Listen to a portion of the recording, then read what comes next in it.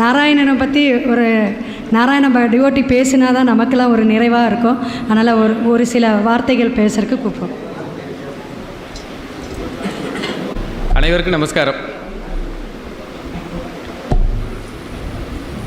ஜோதிடத்தை பற்றி தான் பேச தெரியும். இவங்க சொல்கிற மாதிரி கவிதைகளும் பேசலாம். கவிதை கேட்குற வயசு யாரும் இல்லை, அது எல்லாத்தையும் கடந்து வந்துட்டோம். எப்படி கவிதைகளை கேட்கிற வயது அல்ல, அதையும் கடந்து வந்துட்டோம். இப்போது ரெண்டு விஷயம் பேசலாம். தமிழை சிறப்பு தமிழ், கொங்கு தமிழ், கோவை தமிழ், தமிழை இன்பத்தமிழ், செந்தமிழ், வந்தமிழ், மென்தமிழ், எல்லா தமிழுக்கும் சொந்தம் கோவை தமிழ். அந்த கோவை தமிழை நம்முடைய ஜோதிடம் அது முரசாக ஒலிக்கிறது, ஒரு பறையாக இடி இடிக்கிறது. முரசும் பறையும் ஒரு அரசாங்கத்தின் அடையாளங்கள். இவங்க இந்த அடையாளத்தை ஆரம்பிச்சிருக்காங்க. இந்த அடையாளம் ஆணிவேராக ஆலமரமாக தழை தோங்குவதற்கு எல்லாம் அல்ல காஞ்சி வாசாய வித்மகே சாந்த சொரூபாய தீமகே தன்னோ சந்திரகேந்திர பிரச்சோதயா மகா பெரிவ அருளோடு அடியார்கள் வாழ, அரங்க நகர் வாழ, சடகோபன் தன் தமிழ்நூல் வாழ, கடல்சார் மண்ணுலகம் வாழ, மணவாள மாமுனியே மற்றும் ஒரு நூற்றாண்டு இருந்து எம்மையும் இந்த ஜோதிட முரசையும் வாழ்விப்பாயாக ராமானுஜர் அருளோடு எனது குருநாதர் அன்போடு. ஏன்னா குரு காட்டிய வழியில்தான் எல்லாரும் பயணம்.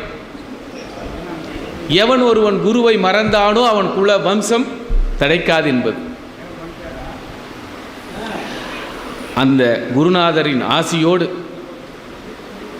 இந்த குழுமமும் இந்த முரசும் 8 திக்கும் ஒளிபரப்பும். நம்ம கிருஷ்ணவேணி கேஎஸ் நாளுமே 23. 2 என்பது சந்திரன், 3 என்பது குரு சந்திரம். 3 கிரகத்துக்கு மட்டும்தான் அந்த யோகம் உண்டு. குருவின் நட்சத்திரத்தில் யார் பிறந்திருந்தாலும் அல்லது குரு செவ்வாய் சாரத்தில் ஏறி இருந்தாலும், அந்த குரு சுக்கிரன் சாரத்தில் ஏறி இருந்தாலும், குரு சந்திரன், குரு செவ்வாய், குரு சுக்கிரன், குரு சந்திர யோகம், குரு மங்கள யோகம், பிருகு மங்கள யோகம். இது ஒருத்தருக்கு மட்டும்தான் இருக்கும். விசாக நட்சத்திரம் 1ஆம் பாதத்துக்கு மட்டும்தான் இருக்கும். ராசியில் துலாத்தில் இருக்கும் குரு சந்திரனாக, குரு சுக்கிரனாக, அம்சத்தில் குரு செவ்வாயாக மேஷத்தில் போய் உட்காரும். ஜென்ரலாக அவங்க சந்திரனோட ராசியாக இருக்காங்க. ஆக விசாக நட்சத்திரம் 1ஆம் பாதத்தில் யார் பிறந்தாலும், எந்த கிரகம் நின்றாலும் அவர்களுக்கு இந்த 3 யோகங்களும் செய்தே தீரும். சரி,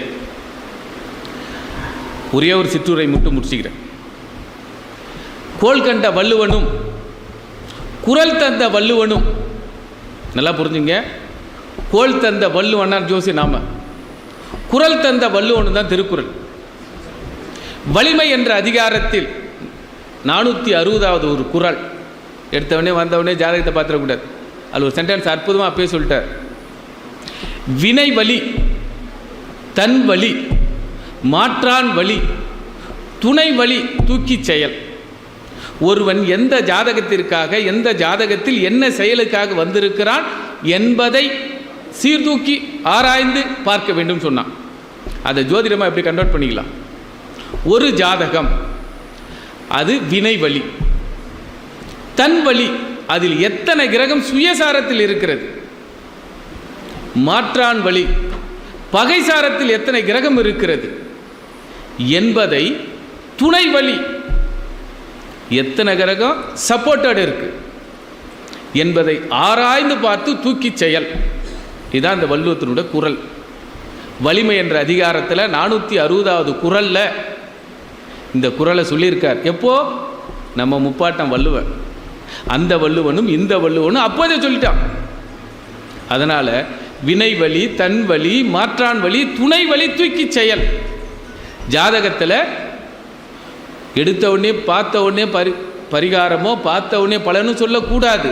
ஒரு ஜாதகத்தில் எத்தனை கிரகம் சுய வலிமை, எத்தனை கிரகம் பகை வலிமை, எத்தனை கிரகம் சமம் நட்பு வலிமை என்பதை ஆராய்ந்து பார்த்து சொல். ஜோதிடம் அற்புதமாக வரும். இந்த பொன்னான வாய்ப்பு கொடுத்த கிருஷ்ணவேணி அம்மாவுக்கும் நம்ம கோவை தமிழுக்கும் கொங்கு மண்டலத்திற்கும் கோடான கோடி நன்றிகளும் நமஸ்காரங்களும். விடைபெறு.